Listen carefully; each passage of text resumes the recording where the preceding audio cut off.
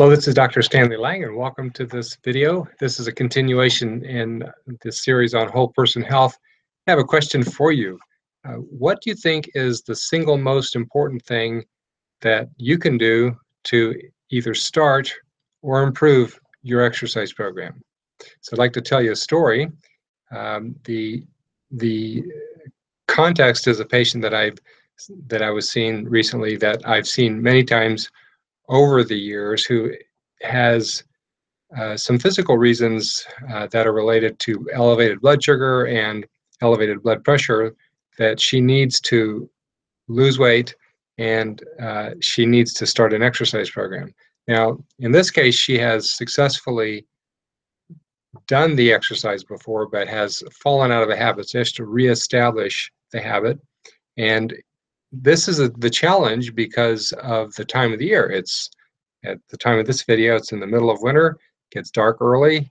The nice stroll outside where everything looks good and it's warm isn't going to happen for a while. So do you just kind of lay low for 4 months waiting for the winter to break, or what can you do right now to get yourself started? So that was the subject of our discussion, because she knew she needed to exercise because her blood pressure was going up, her blood sugar was going up, and so things were going to more rapidly get worse if she didn't take action. So we talked about several things that she could do, and so I'm going to mention the three things that I thought were the most important things she could do, and see if they match any of the ideas that came to mind for yourself. So first of all, the subject then would be how to start exercise. How can you start an exercise program when you don't want to?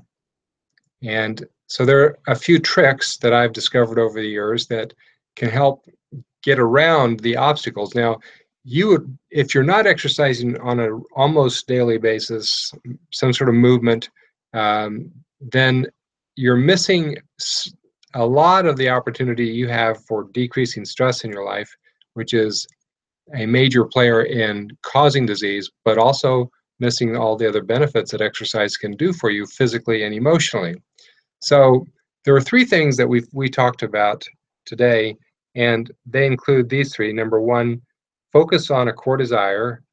Number two, to find the path of least resistance inside of you. And number three, to have a short-term goal. So I'm going to talk about each one of those real briefly. First of all, rather than focusing on the lack of exercise and feeling bad about it and getting stressed out when I don't do it, if my focus is on the things that happen when I do exercise, and I focus on those good things that I want really badly, like I have more energy, or I sleep better at night, whatever it is that is connected to exercise, that is one of your major goals or one of your major desires, focus on that rather than focus on the lack of exercise. So what does focus mean? It means that's where I'm gazing at. That's what I'm spending emotional energy studying, so to speak. When we focus on what we don't have, in a way that makes me feel like I am being forced to do something about it, that causes a stress response. But when I focus on what we call a core desire, something that I don't have, but I really do want it, with a kind of a burning desire inside, like I really do want more energy, I really do want to sleep better at night, and I don't feel oppressed inside by that desire. I feel energized because I see that there's a path to getting that desire. That's a core desire. And so that can motivate you if you focus on it. The second thing is the path of least resistance. So we talked about how, what her options were for when she could exercise. And it was clear that with the hours that she was working, if she came home and sat down for even a moment, she was not going to get back up and exercise. So my suggestion was that she make a habit of walking in the door and walking to her exercise equipment, because she's not going to exercise outdoors in the cold, in the dark. And she, once it warms up, she might exercise outdoors, but for right now, she walks in the door, she walks straight to her exercise equipment, no breaks, and then afterwards she can sit down. And so that's the path of least resistance for her, because if she sits down, takes a break, kind of relaxes, it's going to be much harder to get up and do exercise. For most people, they won't. So if your mornings are impossible for exercise, that leaves your evenings if you don't have enough time over lunch. So the path of least resistance is always you walk in the door, you walk straight to the exercise machine, or you walk straight to wherever you're going to exercise. And that is almost always the path of least resistance. But ask yourself, where is your path of least resistance? Now, the third thing was having a short-term goal. It's really difficult for people to make a commitment for eternity when they decide that they want to do something new in their lives. And starting an exercise program, or changing it up and doing something that's more difficult, more vigorous, whatever it is,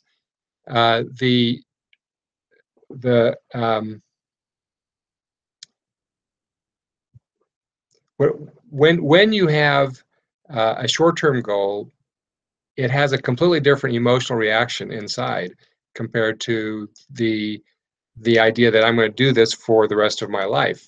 And although you may want to do it for the rest of your life at one level, at another level, there's going to be some pushback inside when you make a commitment to do something for the rest of your life that you don't completely want to do. However, if you make a short-term goal of, I'm going to do this for 30 days and then I'll reevaluate, you're much more likely to do that for the 30 days. And so making a short-term goal is the fastest way to get into action, to start to do something, such as an exercise program or a change in how you're eating, rather than I'm going to change this for the rest of my life. And so I encourage you to try to activate these three things, focusing on the core desire that's going to pull you forward, finding the path of least resistance in your own life, and having a short-term goal to start with. Obviously, you're going to try to leverage that short-term accomplishment into something longer, but you can reevaluate every month. Okay, am I going to commit to one more month of exercise until it becomes a well-established habit? So I hope you have found these reflections helpful, and I encourage you to get into an exercise program. If you haven't started, something as simple as a walk works great. And if you have started an exercise program, try to optimize it as much as possible. So I wish you well. God bless and have a great day.